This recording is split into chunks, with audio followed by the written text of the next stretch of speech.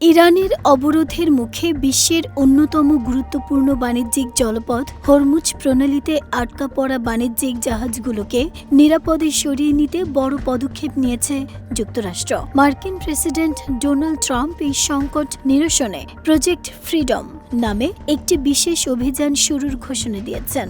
সম্প্রতি নিজের সামাজিক মাধ্যম ট্রুথ সোশ্যালে দেয়া এক বার্তায় তিনি এই নতুন প্রকল্পের কথা জানান।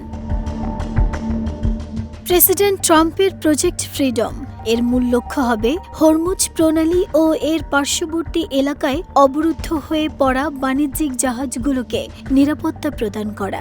মার্কিন নৌবাহিনী এই জাহাজগুলোকে পাহারার মাধ্যমে নিরাপদ জলসীমায় পৌঁছে দেবে। ট্রাম্পের দাবি, অনেক দেশ তাঁদের বাণিজ্যিক জাহাজ উদ্ধারের জন্য যুক্তরাষ্ট্রের কাছে সরাসরি অনুরোধ জানিয়েছে, যার প্রেক্ষিতে এই সিদ্ধান্ত নেওয়া হয়েছে।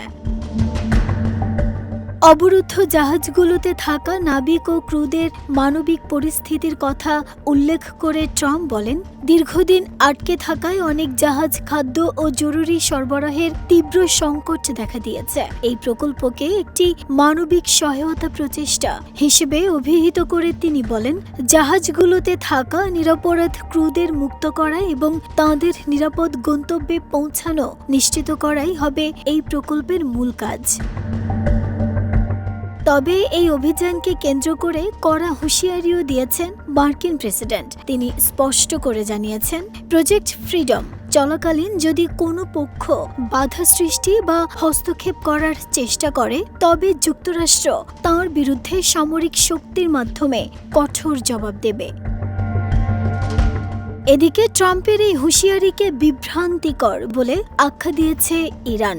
ইরানি পার্লামেন্টের জাতীয় নিরাপত্তা কমিশনের প্রধান ৩রা মে এক পোস্টে সতর্ক করে বলেন, হরমুজ প্রণালীর নতুন সামুদ্রিক শাসন ব্যবস্থায় যুক্তরাষ্ট্রের যে কোনো ধরনের পদক্ষেপকে যুদ্ধবিরতির লঙ্ঘন হিসেবে গণ্য করা হবে। তিনি আরও বলেন, ট্রাম্পের সোশ্যাল মিডিয়া পোস্ট দিয়ে পারস্য উপসাগর পরিচালিত হবে না। নাহিদা স্মৃতি, দেশ রূপান্তর।